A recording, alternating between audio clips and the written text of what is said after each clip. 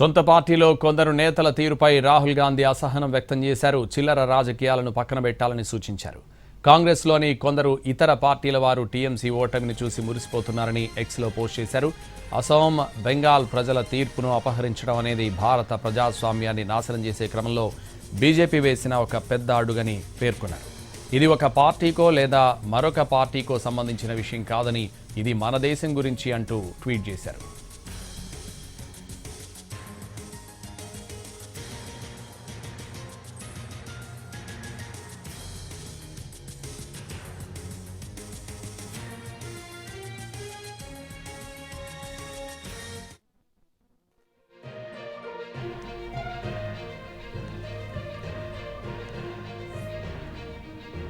సొంత పార్టీలో కొందరు నేతల తీరుపై రాహుల్ గాంధీ అసహనం వ్యక్తం చేశారు. చిల్లర రాజకీయాలను పక్కన పెట్టాలని సూచించారు.